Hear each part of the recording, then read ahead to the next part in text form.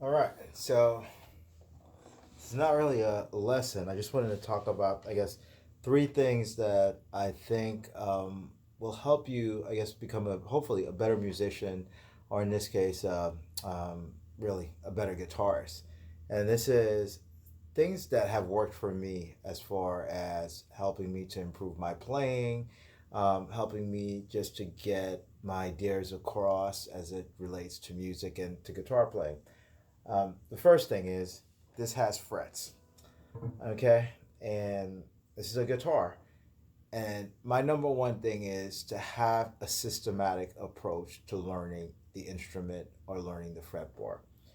Okay, that means in this case, learning scales, learning chords, learning theory, and learning repertoire.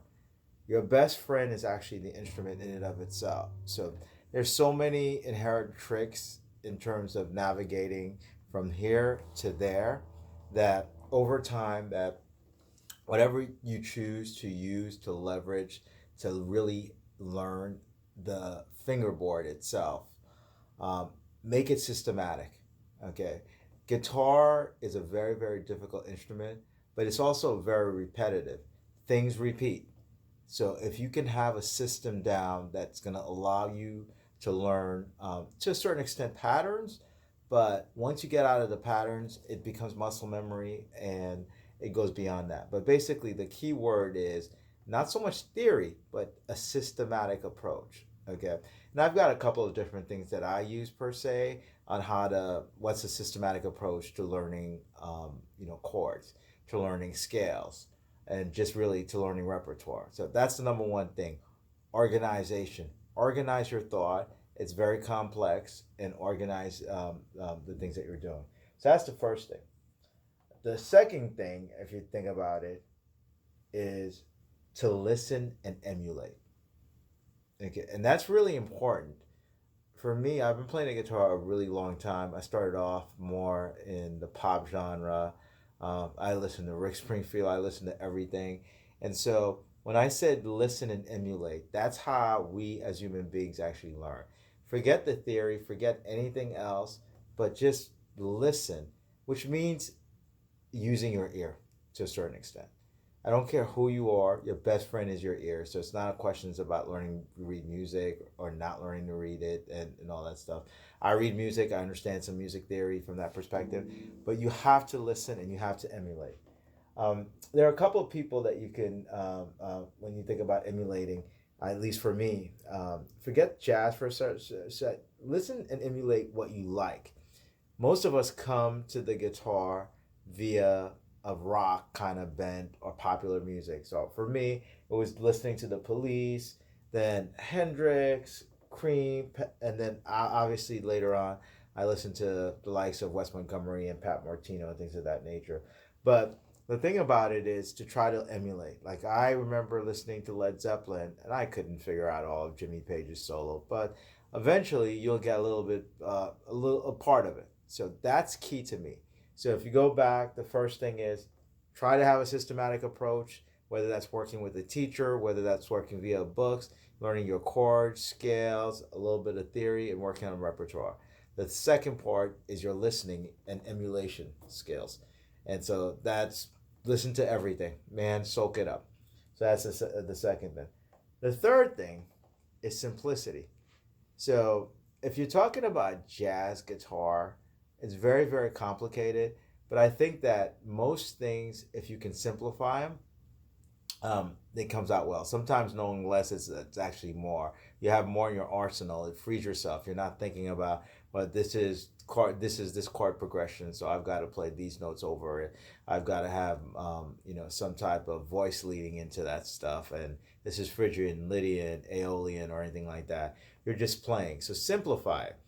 And the way I think about simplification of the guitar, and this is no knock on these guys, I love them. These are the people I played. There are a couple of players that I think are very, very accessible if you do the work and you put in some of the time. And they are the epitome of what I call, not, and by simplification, I don't mean that it's easy. It's just, this is base level, but at the same time, um, it's very moving, it's very musical. So, for example, I had a couple of people I was thinking about when I say simplification. One of them is actually Wes Montgomery. You think about chordal stuff, all Wes did was like, he did more than that. But his chordal theory was not very complicated. Um, he used basically block chords, principally on the A, D, G, and B strings. That's a lot of Wes Montgomery's chord solos. Like, they're beautiful. They're just gorgeous, you know. So it wasn't very complicated, but none of us can really play like Wes. And even the octaves that he plays, it's not that they're complicated. It's just that they're beautiful the way he strings them together. But the art of it is that it's actually very, very simple in terms of understanding it. So there's not very much in terms of complex theories, other than Mikosa. That's a whole other stuff. That's an outlier, but that's a whole other thing. Another player that I think that simplification works with is Grant Green.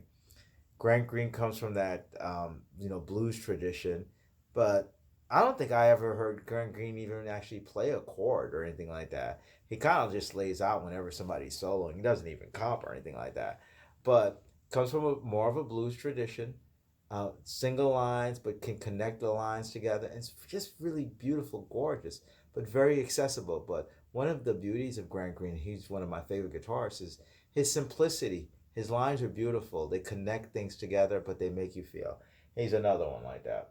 Another one that I think of in terms of very much like, I hate the word simplicity whenever I'm using it, but let's say accessibility, is somebody like Herb Ellis.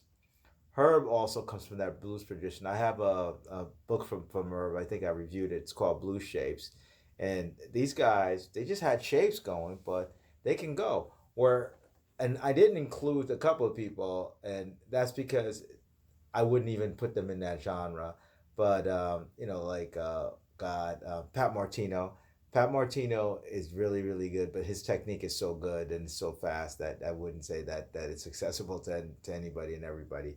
But so those are the three things that I think about: systematic approach to the guitar, listening and emulating, and simplicity in your playing. So if you sort of approach learning the guitar or learning any instrument from that perspective, I think you'll enjoy it a lot more and you'll get a lot more out of it and hopefully become a better player. Thank you so much for watching. Take care. Bye now.